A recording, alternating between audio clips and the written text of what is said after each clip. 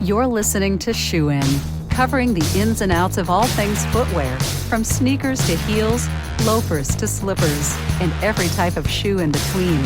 Brought to you by the FDRA, the Footwear Industries Association focused on retail, trade, politics, and fashion, helping create and enhance conversations on all things footwear. And now your footwear insiders, Matt Priest and Andy Polk.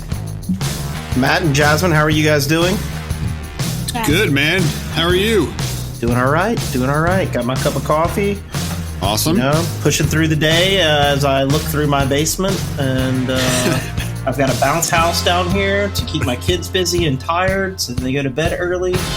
I've got my desk turned around. I've got a green screen behind me that I've rigged up.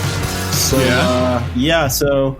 Did you beam in an image of your office so you feel like you're in the office behind you? I could, actually. I could definitely do that. That'd be good. But I mean, ultimately, it's really, I guarantee you a lot of people are in the same way, where they're at home, they're in their basement, they're in their guest room, they're in their side room, setting up their laptop, trying to figure out their workflows. Everything's a little bit disjointed. There's no toilet paper at the grocery store. I wish there was like a toilet paper index you could buy on the stock exchange, because it'd be the only thing that's going up. That's for sure. Even as the product is flushed down. Gosh. But as we're all dealing with these changes, one of the key things is innovating in this time, and part of innovation is thinking a little bit differently, a little bit out of the box. And God knows if we're going to get through all this and come out the other side and just go gangbusters, which I hope we do.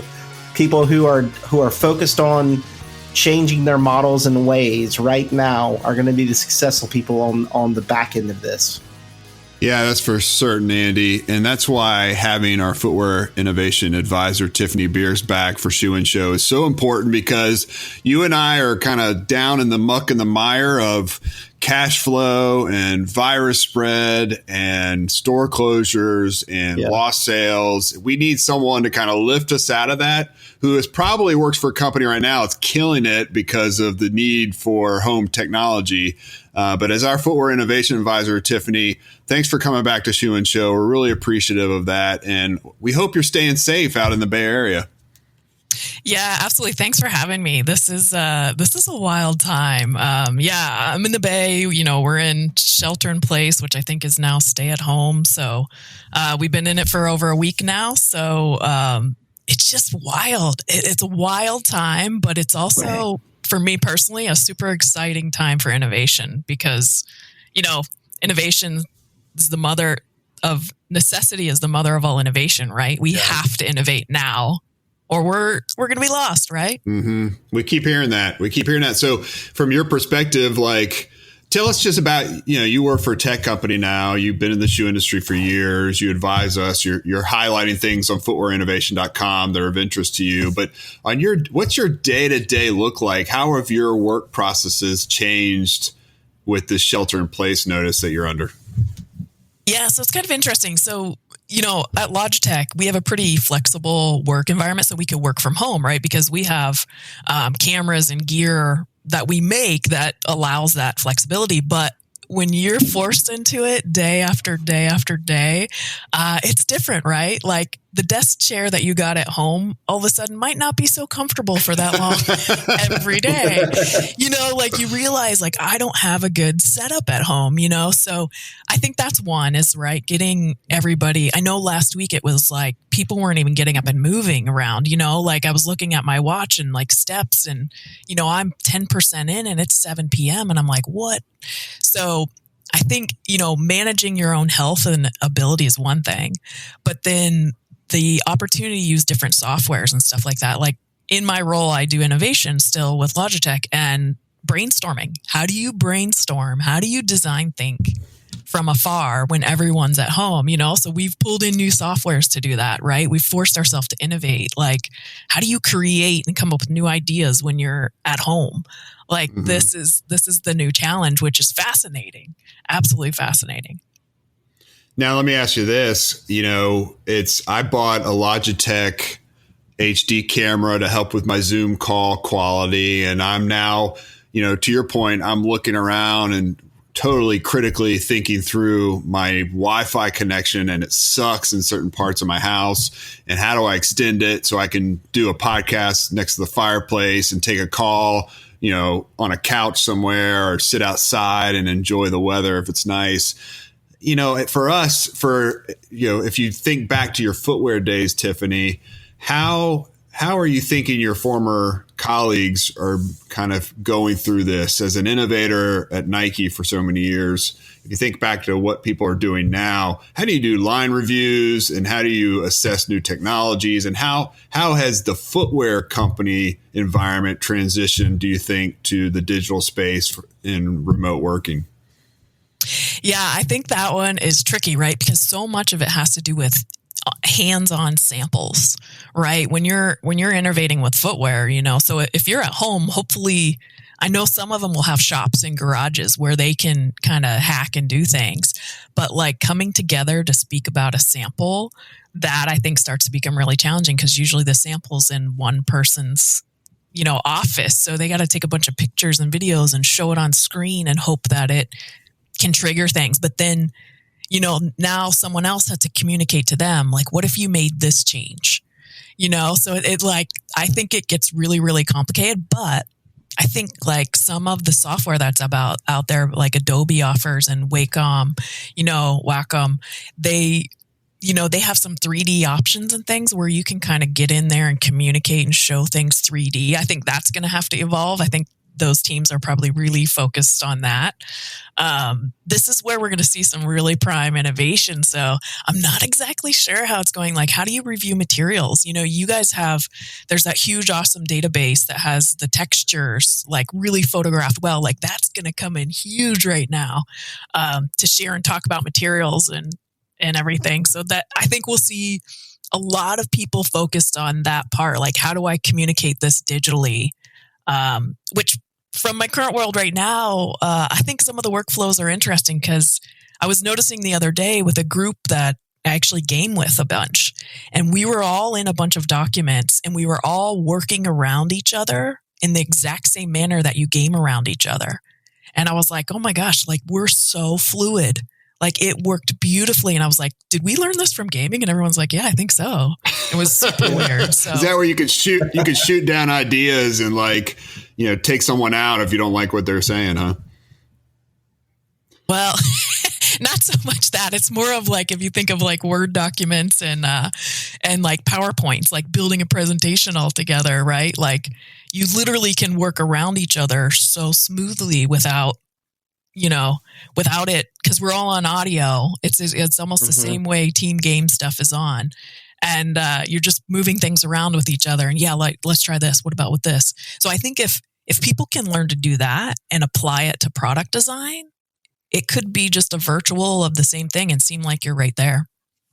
I think there's, from all the stuff that I get to talk to people about and all the different brands, I feel very fortunate that I can sit there and call up, 5 different companies and see inside what they're doing and why they're doing it. And I don't just, so what I've been seeing that's really interesting is, HP has new scanning capabilities where at the factory, you can take the sample off the line and instantly scan it into 3D and then beam it across the world into somebody's office. And they can take that sample and flip it on their computer to see 360-degree view. They can plug it into augmented reality and drop it on their desk and look at it. So that's something that's really cool that it's in development right now, but a few brands have been testing it. And that's a quick way to reduce samples, and get an instant feedback right from the factory. And you could talk to them about it almost instantly. That's awesome. Other people that I've saw, PTC has an augmented reality app where it initially was created to help like grandparents navigate VCRs and DVD players or whatever. We're like, where's the button? And you take your phone and you send them a link and they put their phone up and you can see it. So you can draw on the screen and they see like a circle. So like, this is used a lot for technicians out in the field. So you can have one technician that knows everything back in the office. And if the technician runs into a problem and doesn't know where the pipe is or doesn't know how to change this plug or that plug or where it is, you can pull this thing up and you can see his screen and you can draw on the screen where he can see it to know exactly where it is. And so people are going to start using things like that for sample reviews where you could actually write in real time and you could do a sample review across the entire world. You could have somebody from Portland, in Brazil, in Germany, and in China and the factory showing it. And people could write notes on these software platforms in real time that could be like really. So I see people have been playing with that stuff, right? But in times of need, as you say, you actually have to start using it. It becomes functional. Executives start listening to all those ideas that have been floating out there, and they've all been saying, well, that's a really good idea, but we're going to do it this way because we know what the cost is and we know how to execute it. And like, we don't have to reorganize culture or our teams or whatever. And that's been kind of the challenge for the material exchange that we created was we saw the future. We saw this world coming, right? Maybe not in the way that it's happened this way, but we saw the digital world coming. And we built that and it's functional now. And only now do executives really understand what it really means that you got a designer sitting in their house. They don't have a swatch book in front of them. They can't find inspiration. They can't find materials they can execute as they try to design for the next season. And all of a sudden you have this digital tool that they can flip through and see things. And if they choose something, then your material person knows in real time what they're looking at, can see it that meets specs. And all of a sudden, the same thing you were just saying about the whole flow, the workflow, where it's just so fluid, it exists. People just have to jump in and stop being so afraid. Yeah, no, those are fantastic examples. I mean, imagine too, you can have talent after this, right? People have to innovate their process. Otherwise, they're not necessarily going to make it out of this, right? You can have talent anywhere in the world contribute, right? Like, yeah. That's such a huge barrier. Like, okay, I got to find, I got to hire the right talent. But now if it's more digital, like that'll be huge. Yeah. Yeah. I mean, that's exactly right. I mean, it's like, a person you would never think to hire all of a sudden fits all the skills and needs. That's been the biggest hang up to like digital design is it's like, well, they've got to be in the office. Like, no, they don't. They don't need to be in the office. You need to, like, wherever they can be creative. If it's out at a waterfall, let them design at the waterfall and let them do this stuff and find all these cool people. And now all of a sudden, that whole idea that we need them in a physical space near the other people to do things, that's, I mean, but we've always had the tools. As long as the Wi-Fi at the waterfall doesn't suck, I'm all in because I can't seem to get to my basement. That's where Zuckerberg beams it in from all the drones that he's using in the air.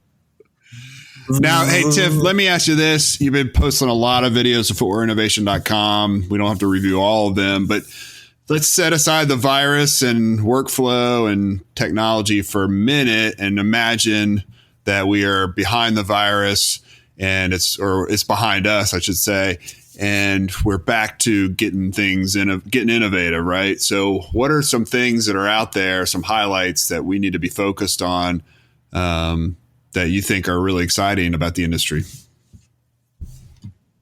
Yeah, so I think this one's never going to go away, but the biodegradable, the environmental impacts of footwear. I think that I just saw a new article about EVA lasting 1,000 hours in the landfills. So it keeps coming back and you start to see better and better solutions. So I think we're going to continue to see things there. Saucony came out with those biodegradable shoes. Well, they haven't come out yet, but they're Super Bowl ad, Super Bowl ad for sure. Yeah, Super Bowl ad, like, whoa. So, that I hope they have the technology to back it up. Yeah, for sure. I mean, you've been thinking about you've been critically talking about the biodegradable aspect of renewed materials or recycled materials and the fact that they just still go into landfill, even if you're taking plastic bottles out of the ocean. So the frontier of actually the product fully biodegrading seems to be the holy grail of this entire thing, right? Well, on some level, yeah, until better recycling programs are put into place, because inevitably there's no way to recycle shoes because of the multi-material, right? And I don't see a day when all of our shoes are made out of a single material. Adidas is making some pretty good progress there.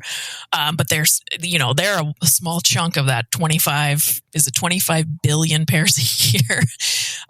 So the big question is still like, even if biodegrade is easy, but how long is it time and how much durability issue do you run into there? Because those are going to go hand in hand. So I think part of it still is like informing the consumers, even if you have part of your shoe that's recyclable and part of it isn't, inform them on what is recyclable so they can deconstruct it. If the midsole or the outsole, like tell them how to deconstruct it, because you will find more and more people will do that. They're totally willing to. So I think that, we still hear a lot about renewable materials, and that just annoys me because that's not the biggest part of the problem. That's an easy PR moment, to be frank. But at the back end, it's like, how do you recycle it? How do you get rid of it? How do you inform people on how to do that? And, living in the world I am now, electronics, it's even a bigger deal, right? So both of these industries have to really get their hands around this. And I think it's informing consumers on how to recycle what you already have or extend the life of it. That's another big one. Like, I could see a time where the cobbler becomes huge and they're replacing and repairing shoes. Because the other thing, the footwear industry moves really fast. So if you find a shoe you really, really like, odds are it's not going to be around in 2 years. They will have modified and changed it to improve things. But at the same time, if you found something that worked for you and you just want to keep it alive, like, how do you do that? Pete Langford has talked about this. He's a former design director at Timberland, and one of his speeches he gave at one of our conferences was what comes together should come apart. So it's like, how do you design with recyclability in mind? So he's trying to train designers to say, okay, we're making this shoe. We've made it this way for forever. What if we just made it differently so that we could easily take it apart and know what to recycle and how to do that? And so I think it's designing that in at the front end of the process so that we start thinking about that through the whole thing. But I think that's that it is hard because the way we construct shoes is either going to be a glue or it's going to be a stitch or something like that. And all of a sudden it becomes very difficult to separate all those different components. So with that, I am launching what's called Shoe Saw, and I'll sell these for $49.99 to all Americans. And you can saw your shoes in half and recycle them.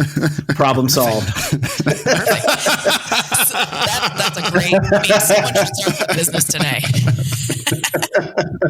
I just did. Perfect. So in addition to that, though, that's related to our expectations that shoes need to last forever.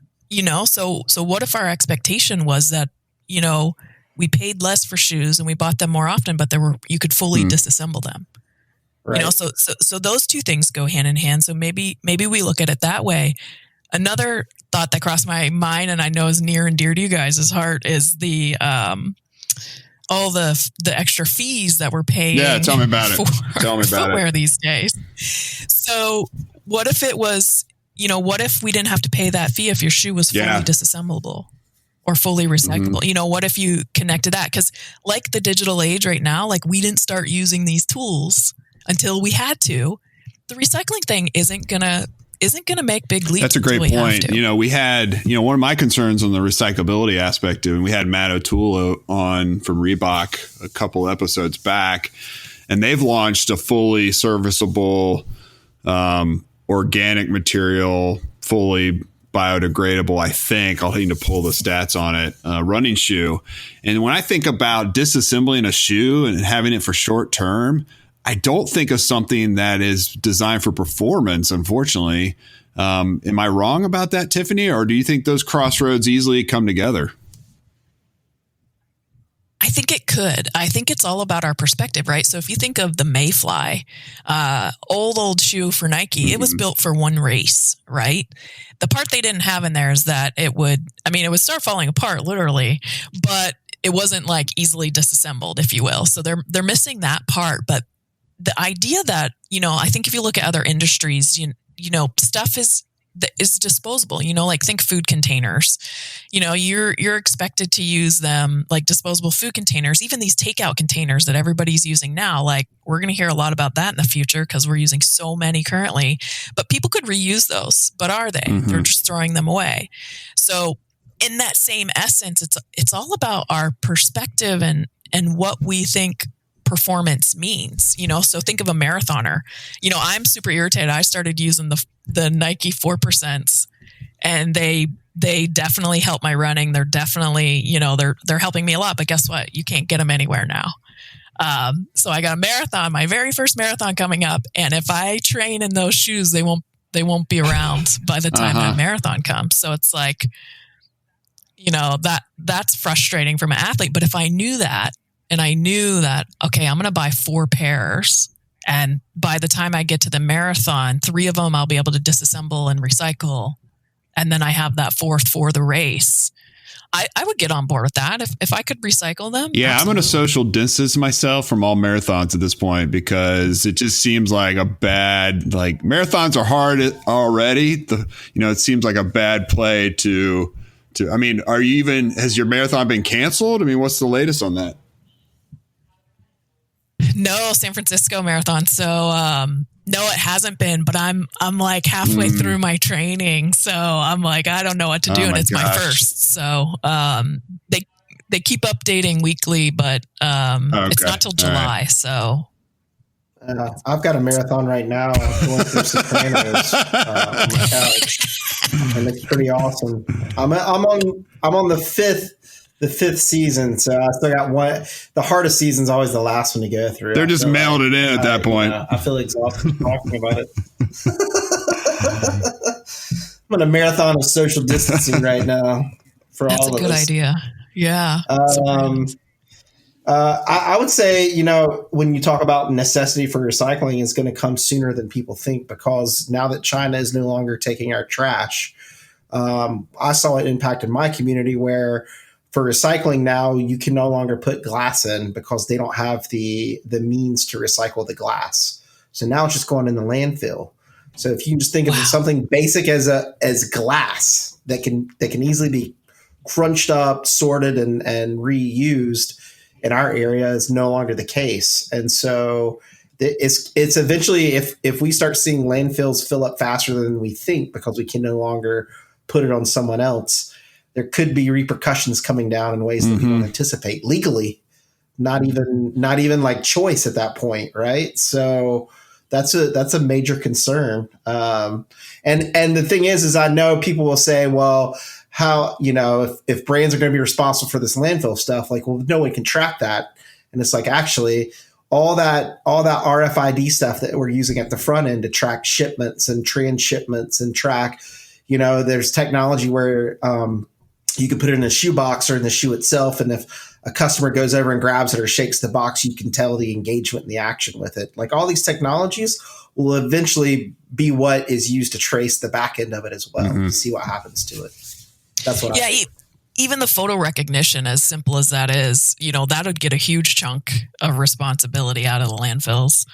But yeah, I agree that is going to have to come. And I think the moment it does, again, just like this digital, like all these digital tools exist, the recycling tools exist. They're just relatively hard to find and no one's implementing them on a mass scale because they don't have to. Yeah. Well, the other thing too is, and maybe you guys can talk about this because in my mind is the designs are a lot different now today than even they were, a year or two ago. So you see simpler, the shoes are much more simple in design right now. Like you think of Allbirds. So you have less construction, less materials because they're, just the casualization of America in some senses. And then other ways, the innovative ways people are launching product is by taking dead stock and waste out of factories and trying to cobble together different shoes that look kind of funky, but are also super sustainable. So in some ways, it could be easier as we keep going through these processes and everybody either continues to sit on the couch and just want slippers on their feet. And that's pretty simple to deal with because it's less components. Or you got all this waste that you're recycling and putting into a shoe and you're launching product and people eventually we'll see good value in that and uniqueness in that, because every shoe that you launch with some waste product is unique in itself. So you can almost personalize your own shoes based on waste in some way. I don't know. Like barbecue shoes. Yeah, that's interesting. Yeah. Barbecue shoes. That was a failed business. If anything killed it, the coronavirus definitely killed my barbecue shoes. You can deliver. It's like food delivery now. I don't know. Yeah, but I don't know. It could be interesting, because if you're taking the waste and you can have a basic model, right? You could go. I don't want to say any brand names, but let's say Shoe Pulp Company has a basic model they've always had, and then all of a sudden they go into the factory and see all this waste, all the material waste, and you start cobbling together materials and stitching them together in different ways, and all of a sudden you've got some pretty cool, unique stuff that goes on the shelf.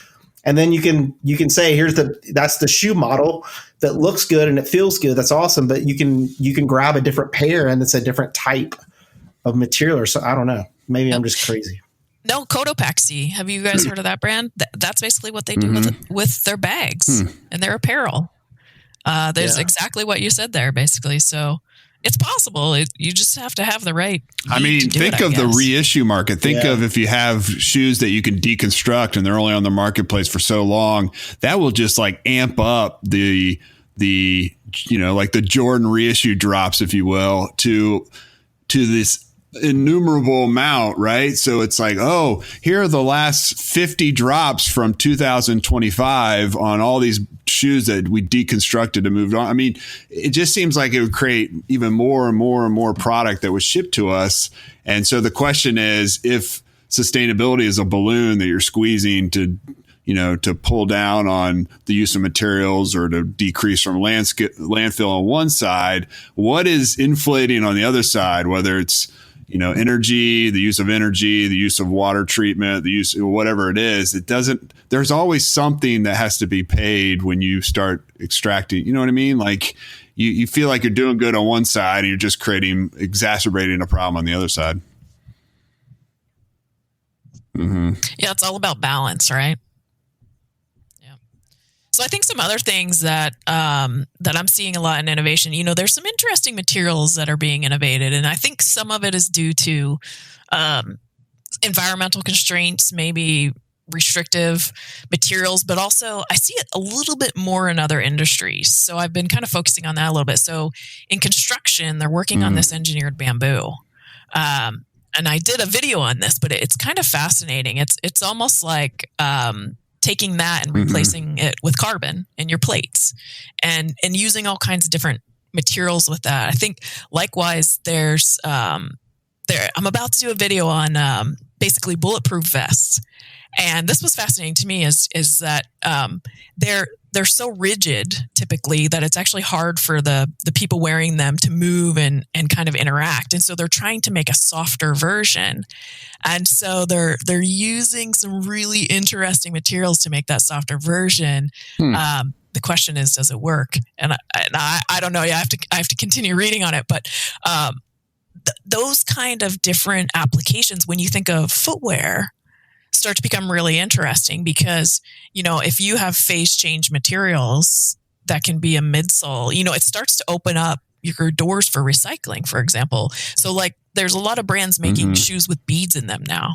So you can imagine if you could use different kinds of beads in there, but if you cut that open, you can dump that all, like if that's all recyclable in your daily trash can, you could dump that in there. So I think there's going to be some interesting dynamics with materials and kind of containment systems that some of the other like peripheral industries are developing that could be really impactful. Yeah, the beads are cool. I like, I tried some of the Nikes on that utilize beads for kind of forming around my foot. It took a little bit getting used to, but when it comes to innovators in the industry, is it still Nike and Adidas and others leading the charge, or are there those out there? Are we in an age when small direct-to-consumer brands can actually be more nimble and efficient on maybe a small innovation, but nevertheless they can kind of pour all their heart and soul to that one innovation?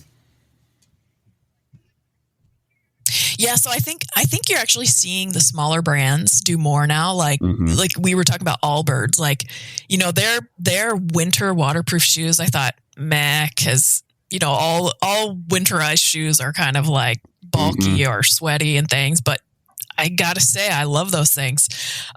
So I think you're seeing the smaller brands doing more interesting things because they have less to lose, right? They can take a risk on something. The problem is they don't have the distribution or the advertising dollars like a big Nike could, or bigger brands can. So, but for me personally, I'm seeing more and more come out of the smaller brands if you can find them. So like the brand Atreyu, which is just a guy in Texas started this brand and he wants to make it, so that there's no backstock, right? So that it's all on order, which, he's going to have a lot of trouble with that business model, especially in footwear.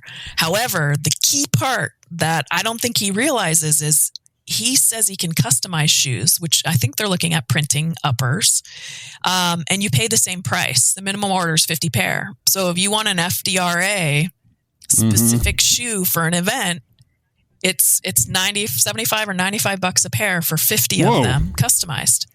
And if he can do that and hold the pricing and actually turn around on that, that's his business, like right there, because nobody else is offering that level of customization, and that price point and that kind of speed. That's unbelievable.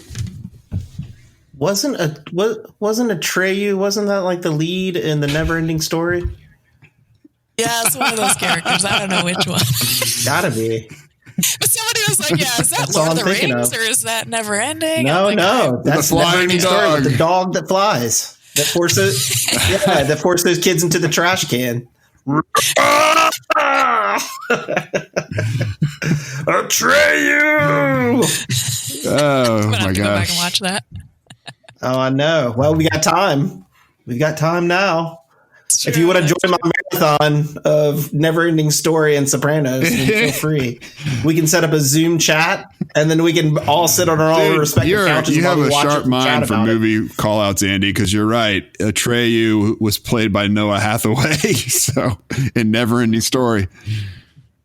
Yeah, that's right. Well, I think actually, didn't Netflix just launch something where you can watch movies together from afar? Oh, it'd be so genius to put like a Logitech camera on your television and then have like the little box to the right that looks exactly like a Zoom. But you could probably do it now on Zoom. Like if we did Zoom, and I could share my screen, and if I already was playing some streaming thing, all of a sudden you could have a watch party. But and they have polls and things now and there, like Zoom. Like kudos to Zoom, they're making it fun right now. Like the timing is perfect. I agree. Everybody else just needs to pick up that, that style. You see the early adopters who are seeing this situation and they're trying things like that. And then you see the late adopters who are just complaining because they can't look at their samples in hand, So we'll see if the early adopters bring some new innovations out. Well, I think they'll be creative in how obviously I think there's technology that allows us to see each other and interact and show samples and all that.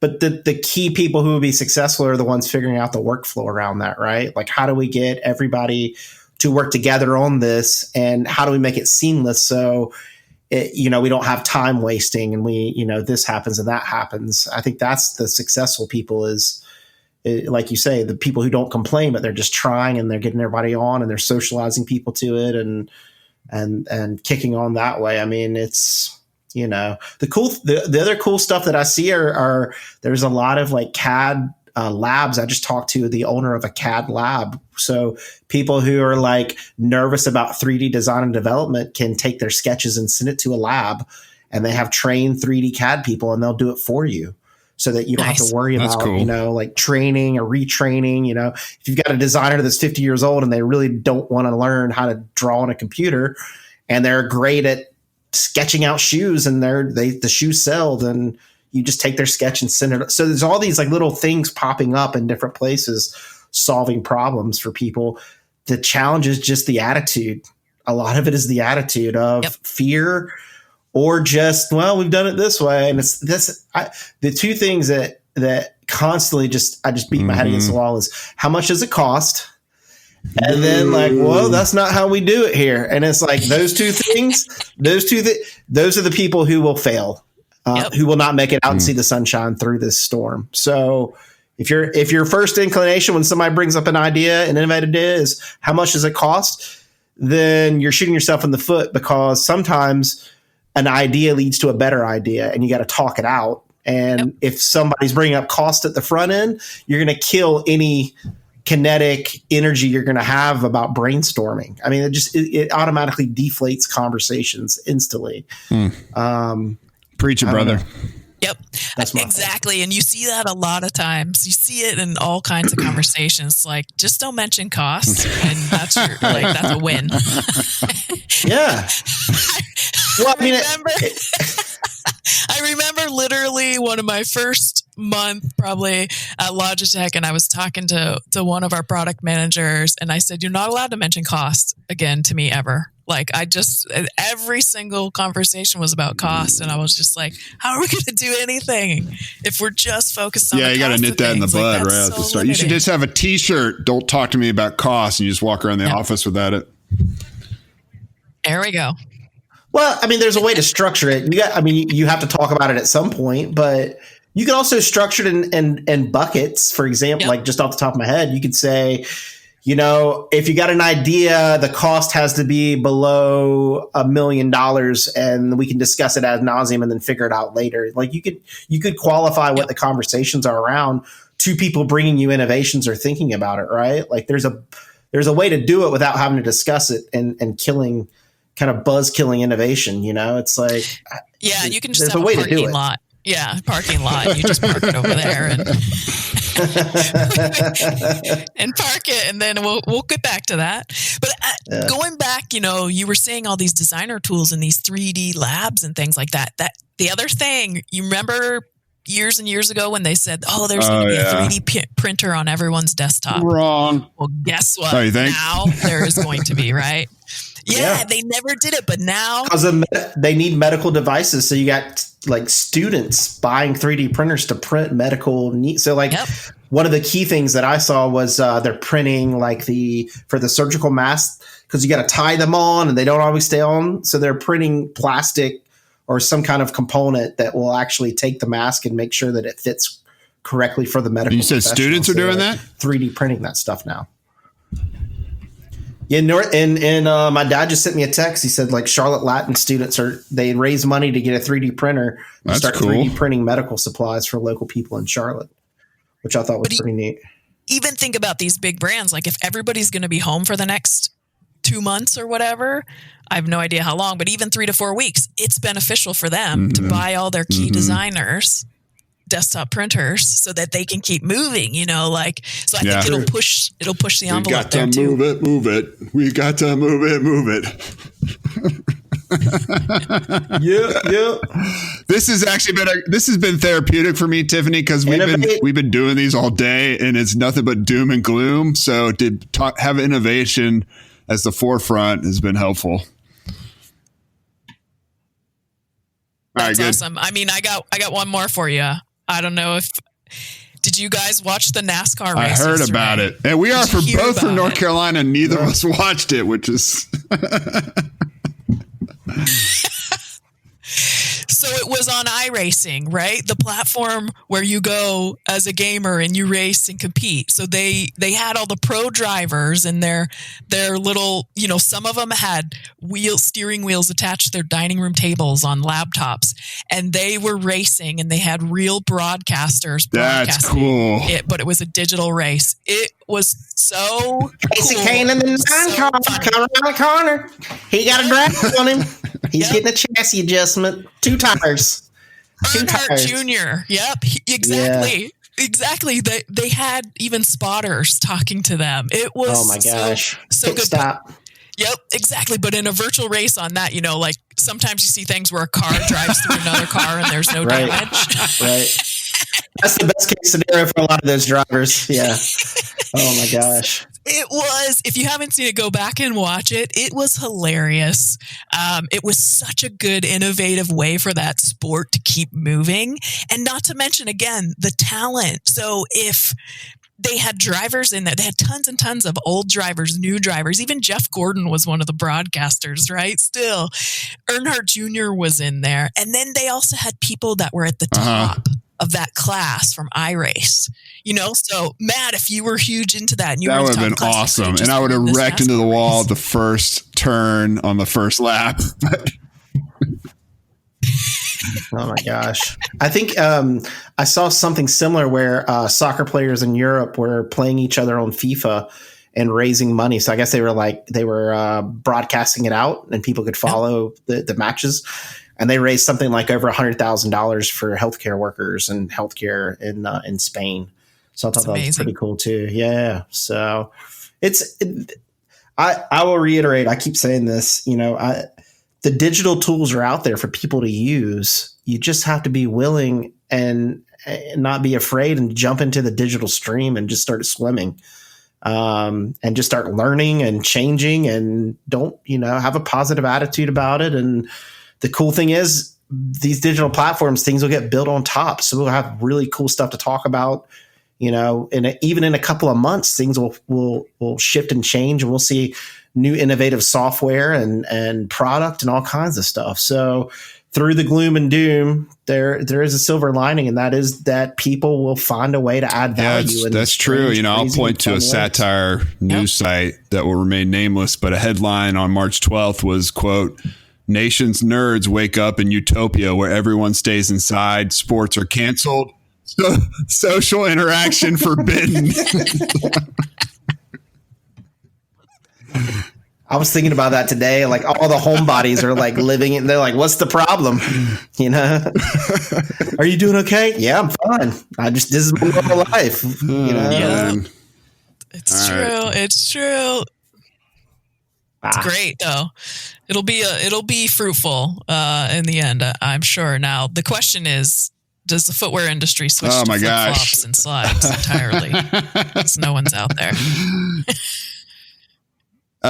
What's your preferred at-home shoe? I'll tell you what I'm currently wearing. I'm wearing Australian lamb's wool lined RG Berry deer foam slippers. So I'm all in. And then I have some.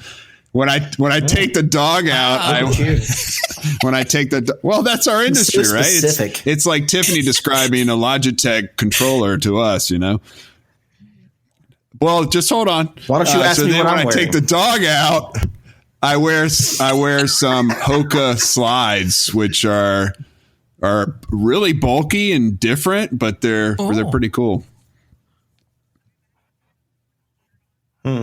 I imagine you have a flannel shirt on, like lumberjack style. I do have one of those right now. I have a hoodie on, a Jeep hoodie, because I'm not getting in my Jeep right now, so I'm just going to wear a hoodie that has a Jeep on it.